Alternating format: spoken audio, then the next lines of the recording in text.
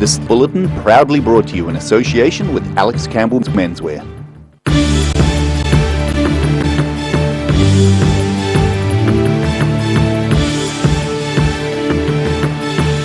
Tonight on the South Today, a multi-million-dollar grant from the government is set to save a piece of education history.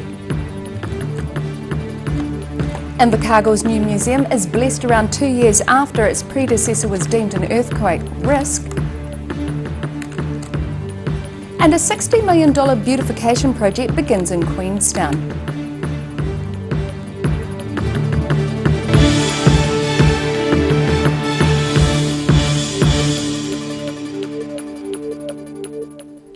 Kia ora, good evening, I'm Melissa Barton. A $3 million grant from the Ministry of Education has saved a historic Otago Boys High School building, which will be redeveloped as a music and performing arts centre.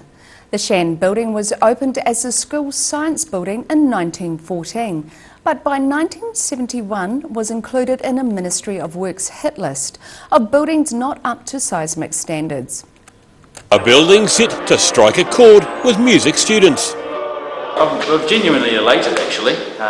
It's been a lot of effort from a lot of people to get to this stage, but we've managed to do, I think, two pretty impressive things in this project. The impressive things Otago Boys Rector Richard Hall's referring to are having students learning in the historic building, as well as enhancing the school's performing arts program. Dunedin North MP David Clark had the task of announcing the government's contribution. The building is going to be preserved in the original style. It's going to have earthquake strengthening and a repurposing of the ground floor to generate a modern, fit-for-purpose music and performing arts centre.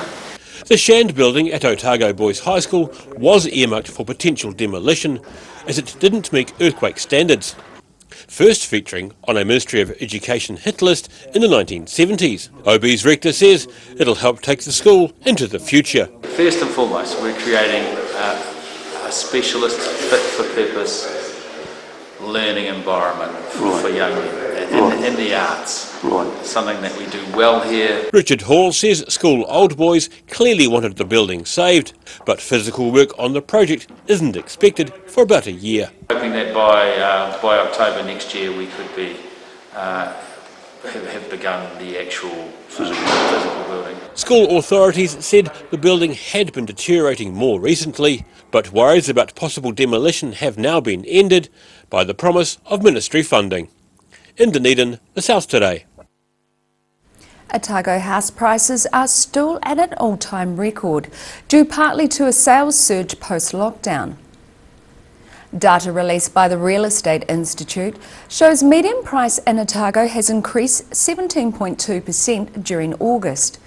The Institute's Dunedin representative Liz Nidd says the median house price in the city increased 11% to $520,000. Nidd says the market is expected to remain busy due to buyer demand, but the number of houses being sold in Dunedin has declined from last year. New Zealand's median house price is a record $675,000. Prices in Queenstown bucked the national trend by dropping by 4%, while Wanaka increased by about the same. After years of waiting, major road upgrades are set to get underway in Queenstown.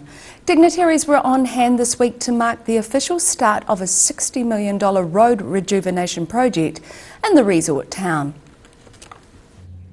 Turning the first sod on the $60 million road upgrade is Queenstown Lakes Mayor Jim Bolt, calling it a red-letter day.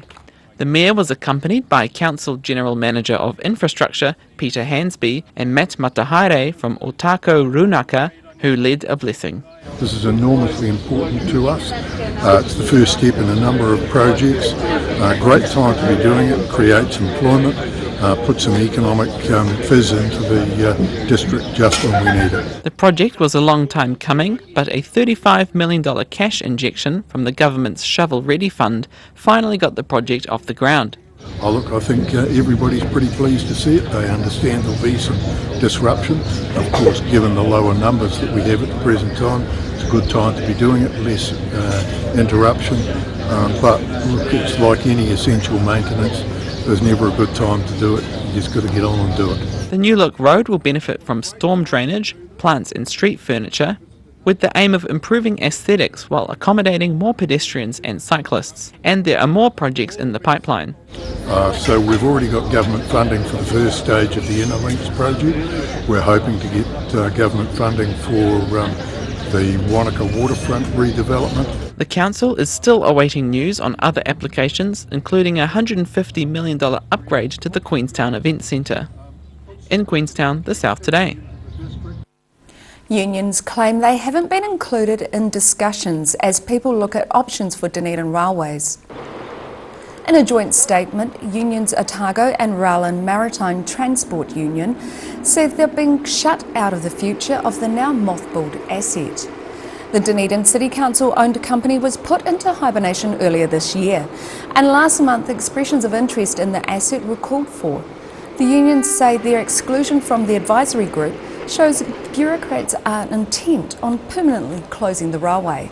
But Dunedin City Holdings rejects the claim, saying the unions had a chance to put forward options like everybody else, but haven't done so. More than 2 years after its old building was closed due to earthquake concerns, Invercargill Museum's new home is almost ready. Marking the occasion, local iwi blessed the site and delivered a taonga known to generations of Southlanders.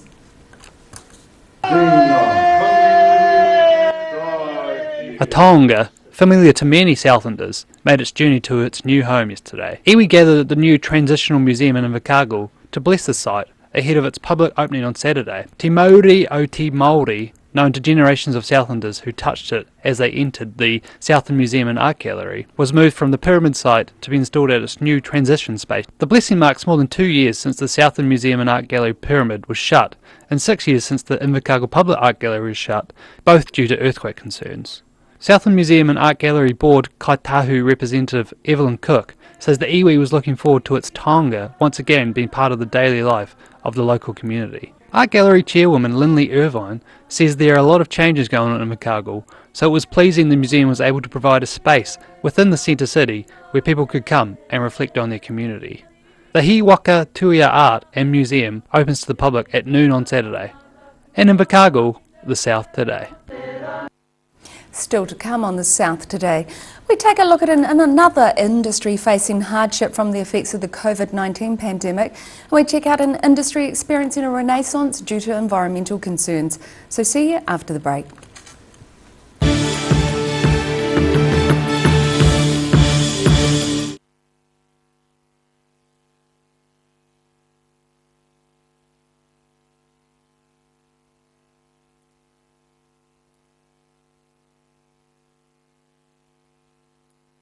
Hi, Campbell Menswear. We're back in George Street on the corner of Hanover Street.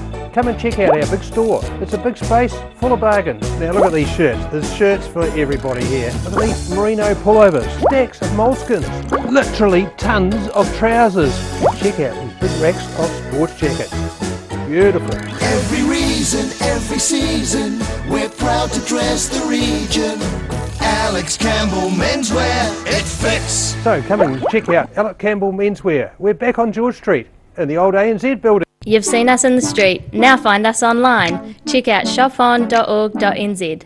We have all sorts of treasures, from retro and vintage clothing to antiques, homewares and accessories. New items added every week. We're open 24/7. If you're at risk of developing melanoma skin cancer, you owe it to yourself to have a mole map. Mole map is coming to your area. Phone today to make an appointment. It could save your life. A poorly maintained heat pump can lose up to 35% of its output. The Mr. Heat Pump Cleaner team are experts. Their specially developed chemical wash is totally biodegradable. Call Mr. Heat Pump Cleaner and get the job done by the professionals.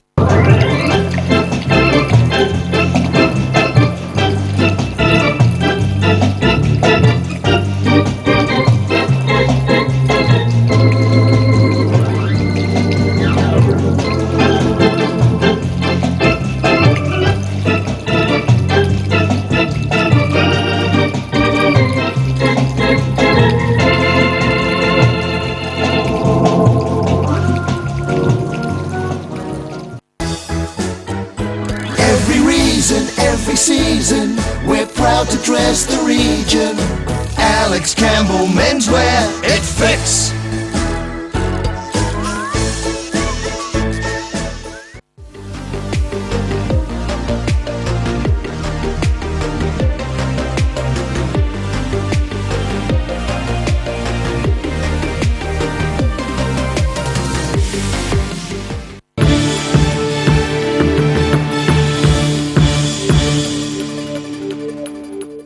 Welcome back.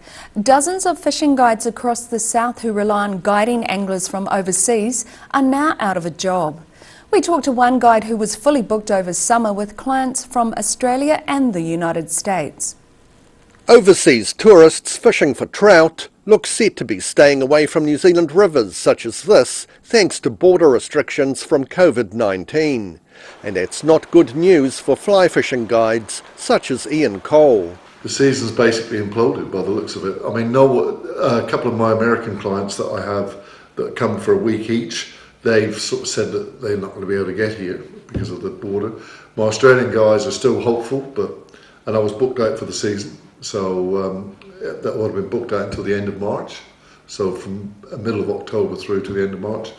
And basically it doesn't look like it's going to happen at all. Other than guiding the occasional New Zealander, Cole says his time over summer will be his own. I'll get the opportunity to fish for myself and find some new water for clients, but basically just pull my boat in really and just go with the flow really. He says the current situation will be worse for some other guides with young families to support, but he's sure the clients will come back when the borders reopen.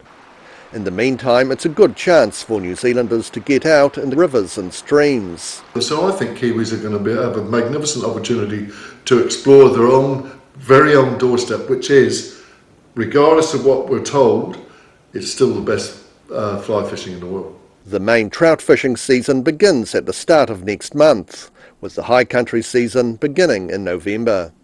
In Wanaka, the south today.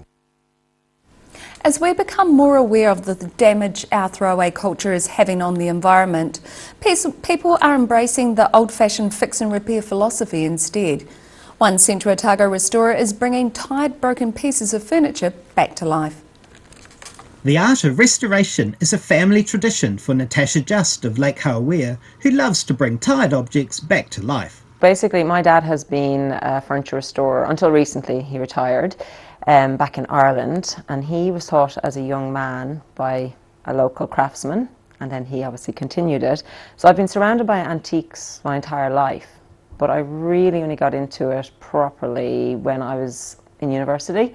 So I was studying graphic design, and at weekends and holidays I restored furniture with my dad to pay my way through uni.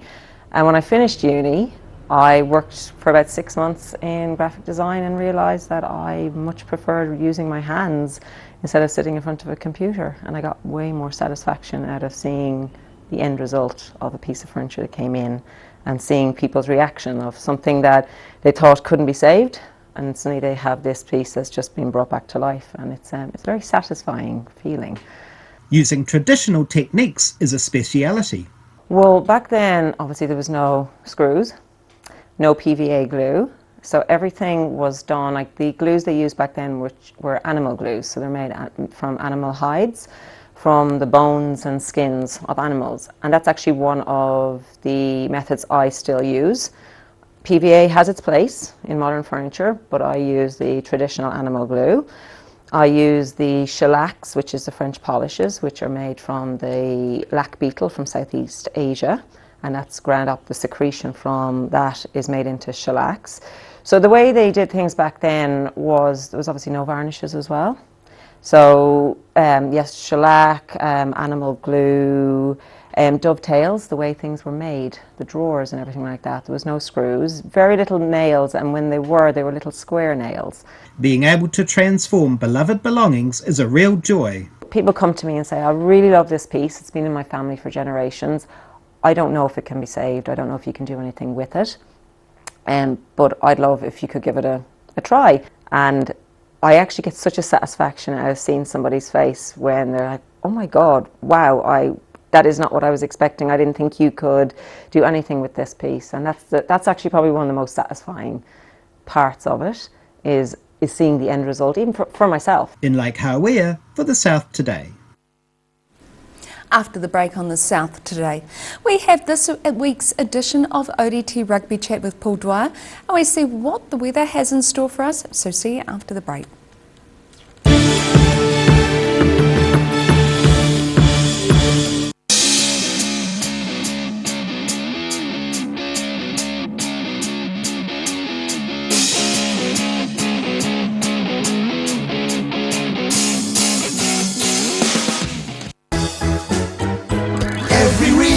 Every season, we're proud to dress the region. Alex Campbell Menswear, it fits. If you're at risk of developing melanoma skin cancer, you owe it to yourself to have a mole map. Mole map is coming to your area. Phone today to make an appointment. It could save your life.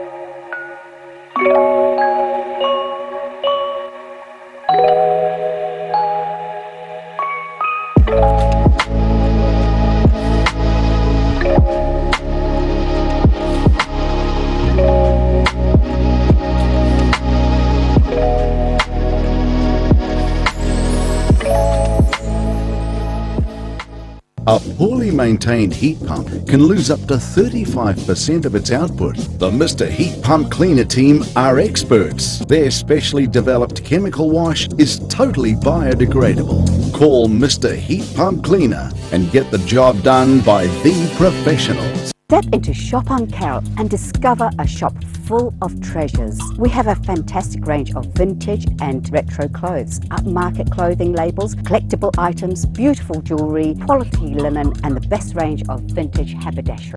Hi, Campbell Menswear. We're back in George Street on the corner of Hanover Street. Come and check out our big store. It's a big space full of bargains. Now look at these shirts. There's shirts for everybody here. Look at these merino pullovers, stacks of moleskins, literally tons of trousers. Check out these big racks of sports jackets. Beautiful. Every reason, every season, we're proud to dress the region. Alex Campbell Menswear, it fits. So come and check out Alex Campbell Menswear. We're back on George Street in the old ANZ building. Ah, TV, our favourite babysitter. But it can be tough keeping up with what our tamariki are watching. Luckily, the Broadcasting Standards Authority has made some smart changes to the classification labels. Ooh! Plus changes to the time of day certain rated shows will air, and awesome new parental lock features, meaning your babysitter's job is safe. Find out more at safeviewing.co.nz.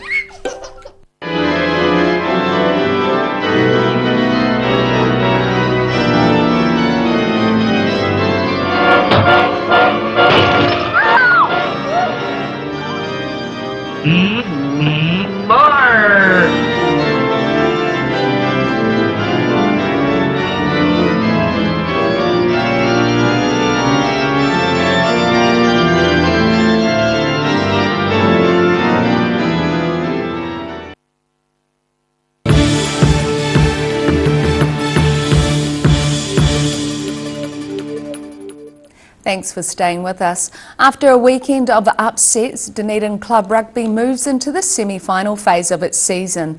In this week's ODT Rugby Chat, Paul Dwyer speaks to Shannon Young from Tairi and Varsity's Kilapati Leah ahead of this weekend's two matches. So what happened on the weekend? I'm the world's worst tipster, so I tipped Tairi to win, Kaikoura to win, Dunedin to win, and you'd think they would because they were 1, 2 and 3 in the competition. And they were all rubbish, and they all got beaten, so we ended up with the bottom 3 sides winning. So now we've got the top qualifier in the finals is Harbour, and they're taking on Tairi, who are now the bottom qualifiers. I've got Shannon Young here to talk about that game, and Varsity are now the second top qualifier because they won against the odds, and I've got Kilapati Lee here with me to talk about that. So it's been an amazing old game. The game that I covered was the Dunedin versus Harbour game. Harbour with a better side. I thought Harbour deserved to win. It would have been a bit of crime if they'd lost. But there it was, right at the end of the game. Young Allen, who's missed a lot of goals over the years for them, 54 metres out on full time and nailed it, put it over the post and over the dead ball line. One of the great kicks of all times. Lance Spencer's bought him a house in St Clair after Saturday, so that's really, really good news. So boys, but let's get on to it. Killer Party, mate, we'll start with you. So look, I had you down, you had 5 players out. I had you at no chance to win the game, absolutely no chance to win the game, and you won. Yeah, the boys were loving being the underdog, especially you not picking us. We thought better put them away, and a few of the boys played absolute blinders. And yeah. So did you hold up okay in the forwards? Yeah, we went not too bad. A few of the boys that we had played Bs that were on the bench, they played unreal. Right. Yeah. Okay, so Shannon, we'll bring you in. So you're the top qualifiers. You're out at your home patch. You never get beaten out there. Southern going as number 6. And I've written them off because I thought they'd been average leading into that quarter final, and they win 7-5. Talk me through it. Yeah, well, as you know, PD, finals football, it doesn't matter, I guess, placings. It doesn't matter if you finish 1st or 6th. It's all on the day, and Southern really come over with their backs against the walls and nothing to lose, and they really showed up to play, and it was a real old-fashioned ding-dong battle, really, like a real old arm wrestle match, and yeah, 7-5. So it'll be all on for young and old. So Harbour versus Tyree. Look, on the strength, and I'm the world's worst tipper after last week, but I think Tyree, I've got a absolute kick up for losing on the weekend. So I think they might just be a wee bit strong. And Varsity, look, I think Southern may have played their final last week. So I think Varsity, with some players back, and I think Sean Withy's a big part of that pack. I think he's been one of the standout players this year. He comes back into that pack. I think that Varsity might just get it done, which I think will give us a repeat of last year's final, will it? Yeah, it will. Which is disappointing from my point of view. I'd much rather see, from a purist point of view, I would have much rather seen Harbour play Southern, but I think that's what we're going to see. I think we see Varsity and Tyree square off next week. And that's all for today. I'll be back with you next week. Full coverage of the semi-final between Harbour and Tairi at Watson Park will be live from 2:15 p.m. this Saturday on the ODT website. There will also be updates from the other semi-final between University and Southern. And now recapping tonight's top stories on the South today. A multi-million-dollar grant from the government is set to save a piece of education history in Dunedin. Invercargill's new museum has been blessed around 2 years after its predecessor was deemed an earthquake risk. And a $60 million beautification project begins in Queenstown, looking to spruce up the resort town.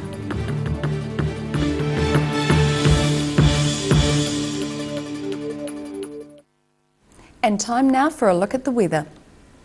Tonight's weather proudly brought to you by Mole Map. Beginning with the southern view, a lovely piece of kauai in bloom in Mornington.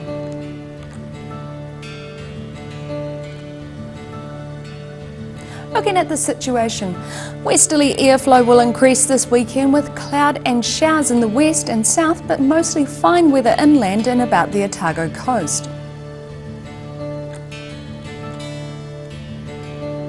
Starting at the northwest of the South Island, Greymouth and Westport are set for 14-degree highs, along with blue skies in Greymouth and Westport.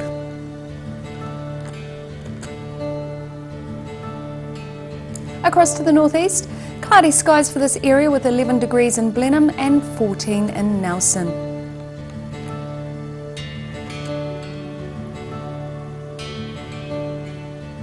Moving to Canterbury, rain with 9 degrees in Kaikoura and Christchurch and 8 degrees in Ashburton.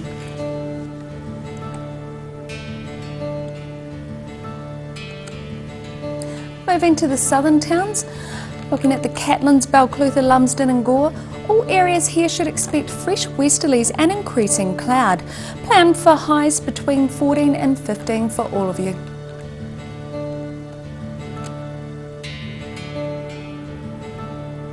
In central Otago, moderate westerlies and fine weather across this region, except for Te Anau. You can expect strong westerlies and showers. Wanaka and Alexandra reach 14 degrees, while Queenstown and Te Anau, your high is 13.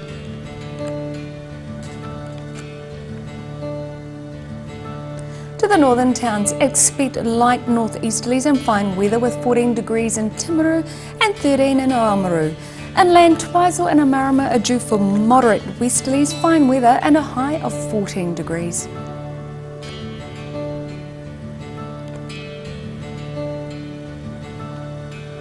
In Dunedin, fine and cold tonight with an overnight low of 0. And it's mostly fine and sunny on Saturday with northeasterlies developing, but it will also be cool, so wrap up. High cloud increasing later and westerlies freshening from the evening, looking at a high of 12 and a low of 5.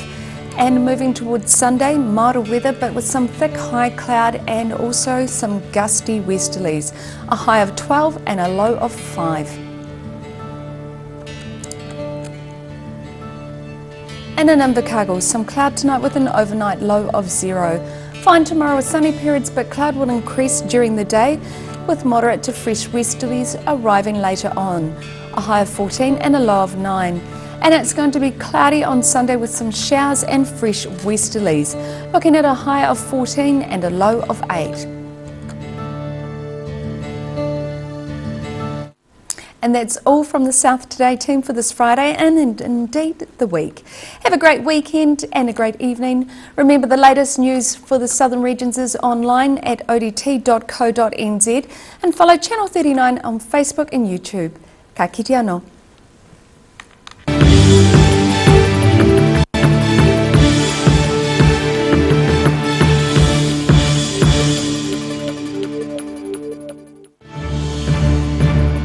This bulletin proudly brought to you in association with Alex Campbell's Menswear. Supporting local content so you can see more of New Zealand on air.